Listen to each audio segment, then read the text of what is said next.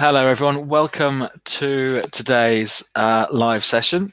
And we're seeing incredible volatility for the pound over the last 24 hours. We'll catch up with that in a few seconds. Let me just put the risk warning up. So we saw massive rises yesterday for the pound, up I think about 300 points against the US dollar at its best. And then today it's dropped almost the same amount, not far off the same amount. And clearly it's all Brexit driven. We knew this was going to be a big week for Brexit with various votes, maybe the three votes over the week, the first one today. We knew there was the potential for volatility, but I must admit, even I've been surprised by the sort of moves we've seen since we were looking at this yesterday. It's incredible. So yesterday there were hopes that Theresa May's changes to Brexit, the Brexit deal, would end up with not a messy Brexit. But then in the last hour, we've had the UK Attorney General saying that actually the deal doesn't change anything. There's still no internationally lawful means of leaving the Irish backstop without the EU agreeing to it. If this was a film, you wouldn't believe it. It would just seem too ridiculous that it was all such a shambles. But let's take a look. Let's get into it. So let's start off with the pound, just because of the massive volatility that we've seen over the last 24 hours. Then we'll take maybe a more considered look. So when we were looking yesterday, the pound was trading just above 130. It slipped a little bit lower in Asian trades overnight. But then you can see that the gains yesterday, let's just zoom in maybe on yesterday's move. So the gains yesterday going from lows in UK time, early morning, 9 o'clock UK time, trading around about 129.60, and then touching almost getting to 133 at 10 o'clock last night.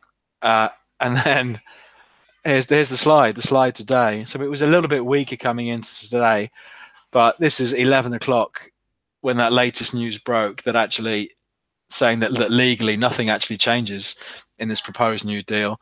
The market goes from 132 down to 130 in about 25 minutes. Absolutely incredible volatility. So, but arguably, I mean, Harry Hindsight is, of course, the world's greatest trader. You know, the sell-off down to 130 so far, at least an hour ago, has proved to be a good buying opportunity because the market's bounced back 90 points.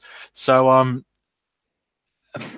where do you even start? I think with a market like this, I think it wouldn't surprise me if we didn't see the market maybe start to claw its way back up to 132.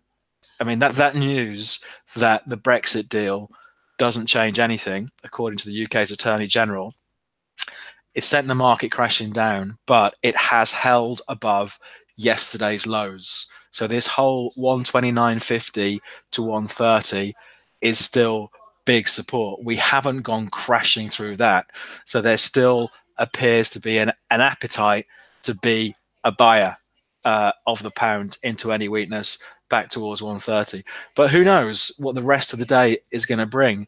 I'm assuming we do still have this vote going on later today.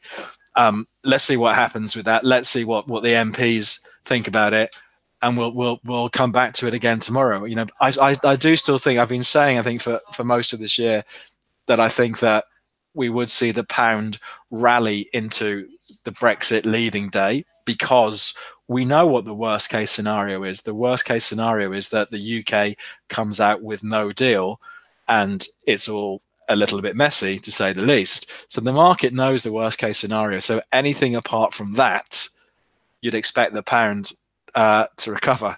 So for me, I still think we could see another move back up above 133. But if you're sitting there and watching it, I think any weakness back to 130 is worthy of a lot of attention, because we have seen buyers step in. But with this sort of volatility is actually incredible. If we looked at it in isolation, if we ignored the news and the chat, you know, the pound had been in decline for much of this month, going from 133.50 end of February, And that move yesterday definitely broke out of that downtrend. And we've had today the retest of the all lows and the market's bounced back. So I still think the line of least resistance is bang up here towards 32.50, 133. But who knows what's going to happen the rest of the week politically? You know, maybe Theresa May thinks, actually, do you know what? I've had enough of this. I'm going to pack it all in and go home and spend some time with my family. It's ridiculous moves. But when oversold, 130, big support, 129.50, 130 is the level to watch. But some massive volatility, and we expect that to continue, assuming we're going to have this vote a bit later today. Let's take a look at Euro US dollar, then we'll look at Euro sterling, then we'll look at our other markets, because so much of this stuff is Brexit driven at the moment.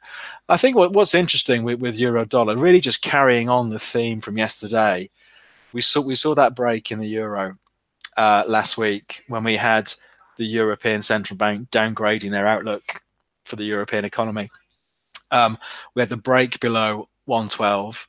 And I was saying yesterday, well, look, if you think this is a false break, this is actually a buying opportunity with an obvious place for a stop loss. You know, so if you think actually this move is not a valid move, it's a knee-jerk reaction, it's an overreaction, then be a buyer of Euro US dollar with a stop loss underneath that low, underneath that 111.75 low. And we are seeing the euro continue to gain ground. You know, that was the low set last week. And we've got this nice little recovery going on in Euro US dollar. I suppose if let's say you were going to buy it now, the absolute closest, I would want my stop loss is really below the lows from earlier today. Arguably, the better place for the stop loss is below yesterday's low. You know, I'm a big fan at looking at the previous day's highs and lows for short-term trading for when it comes to setting levels, so below 112.20, and the ultimate place for a stop loss is below last week's low, which is only 100 points or so away from where we are now.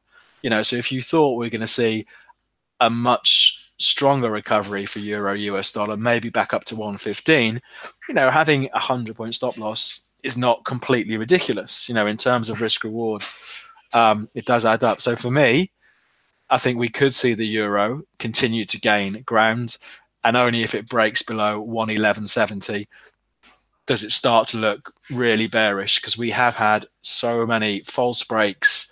Not so many, but we had one back in November, broke below the August support and then recovered. We've had this one in the last week, and so far it's looking like a false break. So let's see what happens.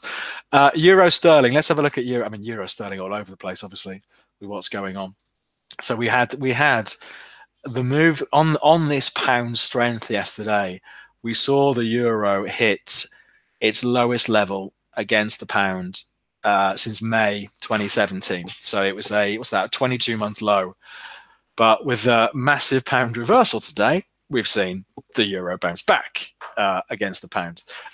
It's arguably still weak, but again, I suppose if you were going to take an aggressive view, you've got the reference point of the lows from yesterday at around about 84.70. I still think that maybe, even though the euro could gain against the dollar and the pound could gain against the dollar, I think the risk is that the pound is going to be stronger than the euro. So we will see euro sterling still under a bit of pressure. Okay, so I think maybe the risk is for euro sterling, let's flip it over to an hourly chart, is that maybe it turns back down to have another look. So again, you could say if you really wanted to trade it, there's an obvious place for a stop loss. We have the highs from March the 11th, which is yesterday. So the highs from yesterday around about 86.75. The market's currently 86.06. So if I had to do a trade on euro sterling, selling it here, for me, I would be putting my stop loss up above these highs from yesterday. That's absolutely the closest I would want it. So I think it's interesting when we strip the dollar out of the equation, how the euro looks against the pound. But, you know, with the sort of breaking news we're experiencing over the last 24 hours, it's not surprising the increased levels of volatility we're seeing in these markets. So there we go.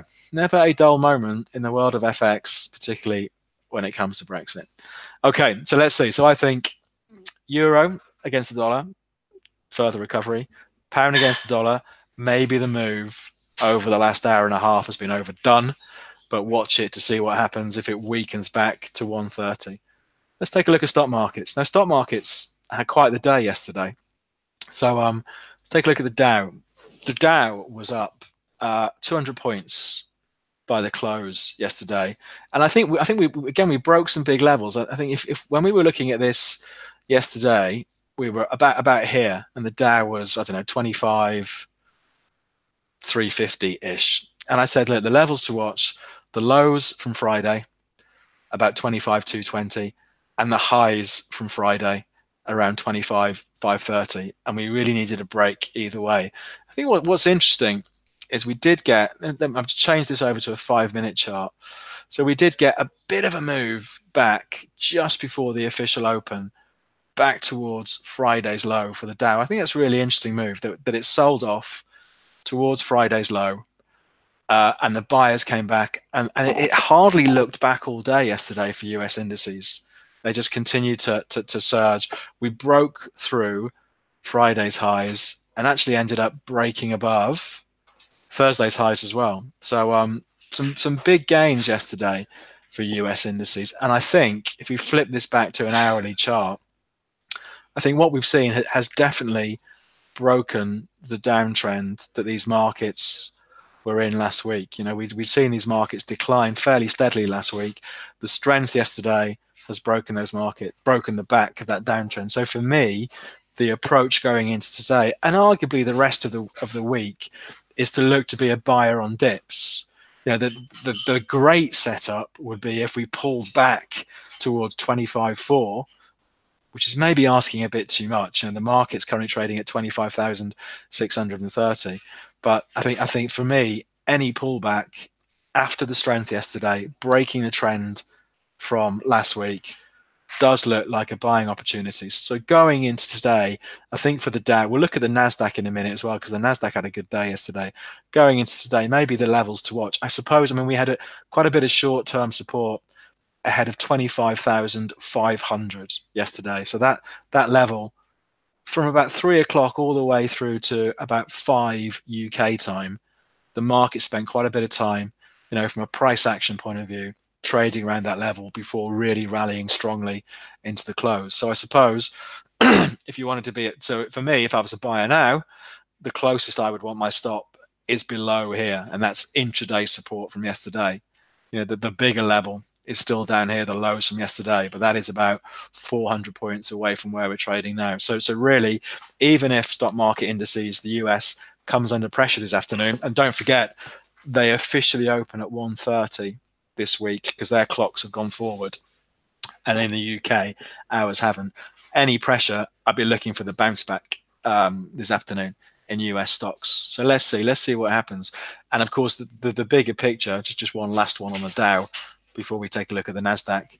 And the bigger picture, these are still big levels, 26,300, the highs from November last year and December. So this whole 26 to 26.3 range has been a big barrier. It did prove to be a barrier over the last 2 or 3 weeks. So I think the jury's still out as to whether we will see stock markets roll over from here and sell off. But in the short term, I think based on the move we saw yesterday, there's maybe a bit more momentum to come. Maybe we're going to go and have another look at these old highs up above 26,000. Let's see what happens. But let's take a look at the Nasdaq, then we'll take a look at the the DAX. And if you have any questions, I can see there's a questions come in. Just put any questions in the chat on YouTube while you're watching this live. So this was a big move yesterday for the Nasdaq. Let's look at the short-term move.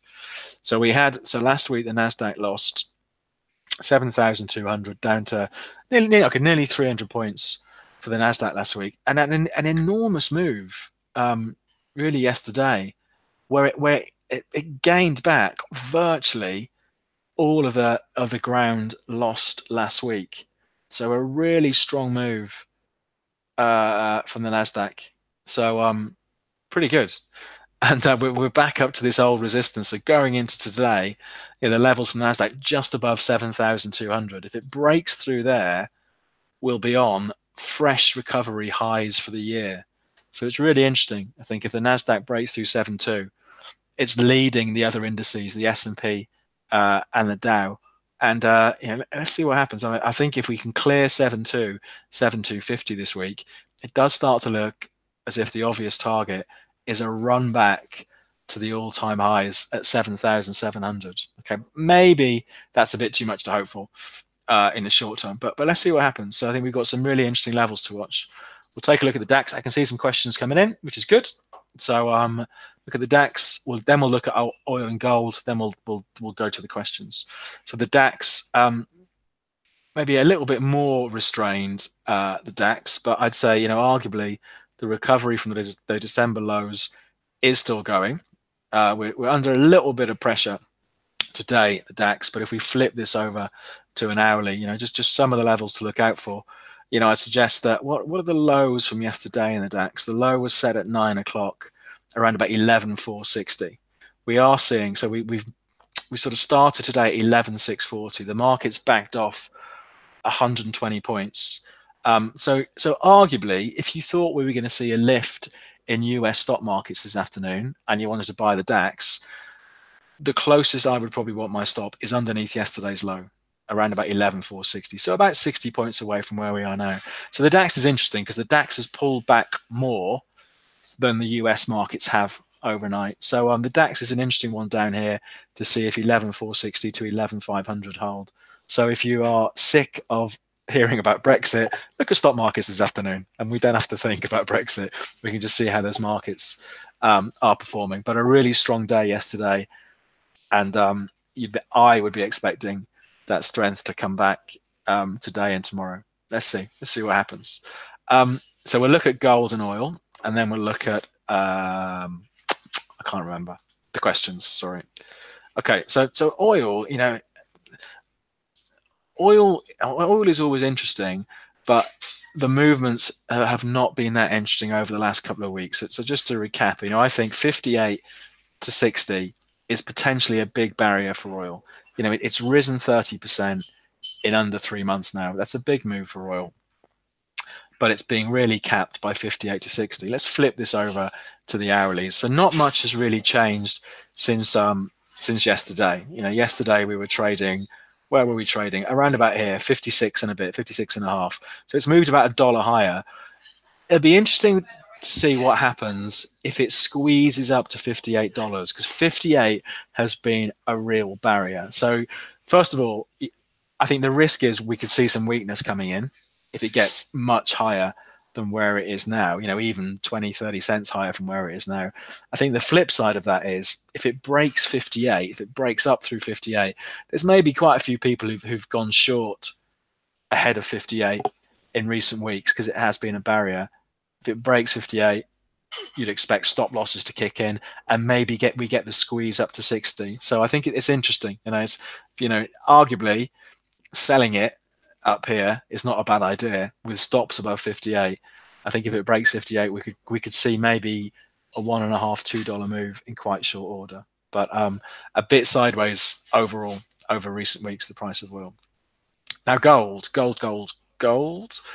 is having another look. I think I've been pretty open on my views for gold. I think since we've been looking at it, last year, we have seen this recovery chugging along. It's been a good recovery, good trend off those August lows. Great buying opportunity when it came back to the trend line in November, around about 1200, ran all the way up to 1345, sold off.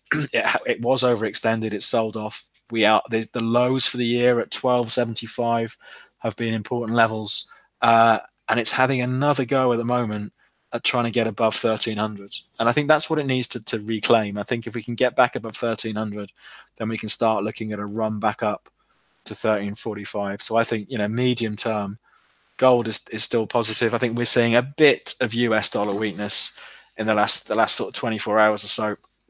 And for me, in the short term, 1375 is a big level. The bigger levels arguably back out here at 1250.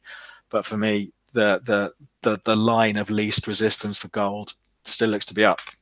I think so. 1350-ish is my target for gold. Let's see what happens if it can get above 1300.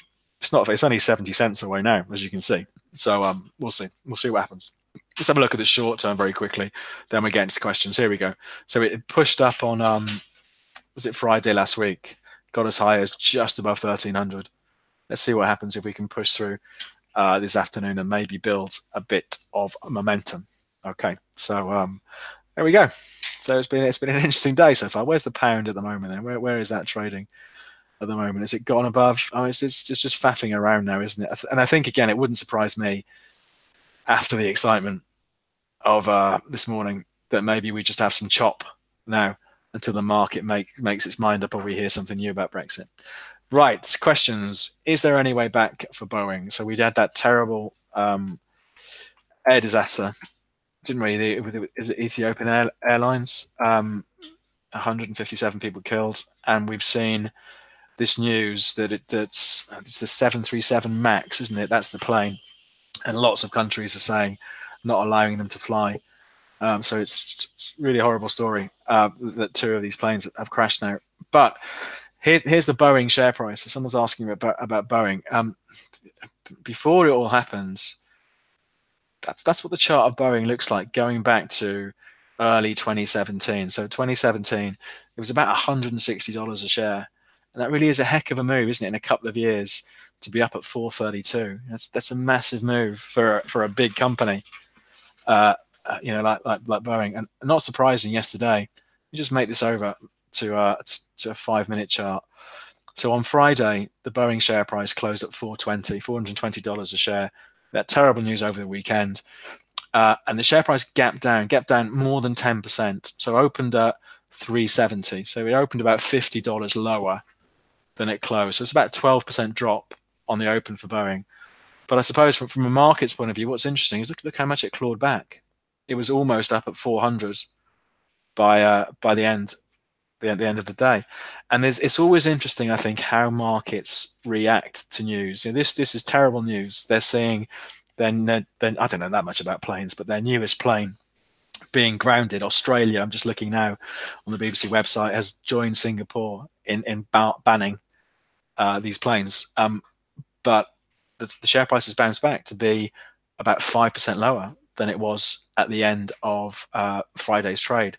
So I think when you have, for example, what you would expect to be a negative news event, but the market reacts positively, it's often a sign of how strong that market is. And then the flip side is if you have what you expect to be good news and the market falls, it can be a sign of market weakness. So I think from a purely looking at the Boeing share price at the moment, it doesn't look that surprising if we saw it maybe get back up to where it was at the end of last week. This news about Australia, I'm assuming, has come out overnight. So again, it wouldn't be surprising to see it under some pressure today. But I suppose, it is an absolutely terrible story. It will be interesting to see what evolves over the rest of the week. But a really strong recovery, I think, yesterday. Let's have a look at Palladium. So someone's asking about Palladium. So it's not one I look at very often. So let's have a look. Let's see. So the Palladium spot price, let's bring that up. And let's take a look at the daily chart. Wow. Oh, I do remember. We looked at this a few weeks ago, didn't we? And I just said it's an absolutely incredible trend. So it's really, let's take this right out. How far back do we go? So if we went back to this is the perfect, I wish I had a TARDIS time machine at trading. If you go back to 2008, you could have bought Palladium at 190, and now it's 1527. So I can't even do the maths on that. It's gone up sevenfold, 700%, and a bit more since 2008. And the latest run may be more relevant. The lows in 2018, just August actually. So just in the summer of last year, the price has almost doubled since the summer of last year. I don't know what the fundamentals are behind it. I'll have a look maybe ahead of tomorrow. But you can't argue with that trend, can you? So it pushed out to fresh all-time highs. There must be all-time highs. I'm guessing they're all-time highs at the end of Feb. I think with a trend like that, and that is one of the strongest trends I've seen for a long time, the approach would be to be a buyer into weakness. So again, it's just all about, well, where does your stop go? For me, the closest I'd want it is probably below these lows, the third week of Feb, around about 1450. And then again, you think, if it breaks above 1565, you'd expect, like here, when we broke above here, bang, off we go again, maybe 1600. But yeah, let's come back to that in maybe a couple of weeks' time and see how it's doing. But that has been a phenomenal trend, even just since last summer, and still looks very strong. Okay, a bit about Boeing. US natural gas. Let's have a look at US natural gas. This is the market, I think, that went absolutely crazy last year, didn't it? And then just let's have a look. So it was a market that had not exceptionally, but low volatility for a long time. Then we saw this move starting to build from September, and it just went crazy in November.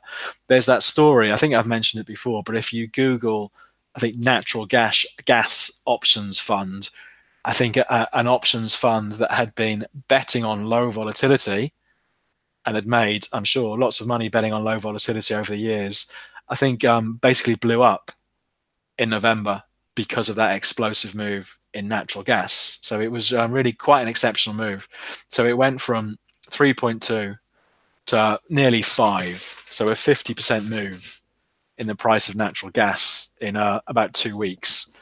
Came under some pressure and it just drifted off, and it's actually, so it's gone from moving to its highest price since 2014 to recently slipping to almost its lowest price almost since 2016. So I suppose if we treated this now as a normal market, you could take the view it's held above the lows from a year ago, almost, pretty much. So the lows from a year ago are around about 255.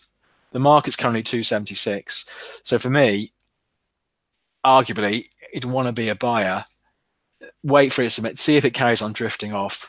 Do we see strength come back in again above the lows and with a stop somewhere the other side of 255? So it's not, I think, like I said in the past, it's a market I've never traded. It's not one I look at very often, but it really caught the headlines at the end of last year. It's a really popular market with our clients. But for me, be looking now to see, okay, it's been drifting for a few days. 2.5, 2.55 was a big level. Let's see what happens if it drifts back to this sort of zone. Do we see the buyers come back in? Okay, and that's it. So that's it for today. So the markets to watch this afternoon, clearly the pound, because of the craziness that continues. But I think stock markets, because of the massive move, not massive, but sort of big recovery we saw yesterday, maybe particularly the DAX. Don't forget, US markets do open in half an hour, but maybe the DAX, because it's come under some pressure today. But we are seeing a bit of stability coming in ahead of 11,500, and the low for yesterday was 11,460. So let's see what this afternoon brings. But expecting, if there is a weakness in US markets, I'll be looking for them to snap back and have another push higher. So let's see. But we'll do it all again tomorrow at 12:30 tomorrow. So we'll see what's going on with these markets. As usual, thanks for coming along today. If you have any questions, if you're watching the recorded version of this on YouTube, just leave a question in the comment thing down below, and I do check back occasionally during the day. To open an account, just go to Capital.com. You can get access to all the markets that we're looking at today, and you can trade really small. I think if you're new to trading, it can be a bit intimidating, particularly with the volatility we're seeing at the moment. But you can trade sort of fractional size on these markets, so you don't need to take on massive levels of risk. And of course, to never miss out on the content, just make sure you're subscribed to the channel. So if you click on subscribe and click the alarm bell thing, you get a notification every time we go live or put up new content. But that's it. Thanks for all the thumbs up today. I think it's a record day, 10 thumbs up. So excellent. Thanks very much for that. And we'll see you. We'll do it all again tomorrow at 12:30 and see what's happening.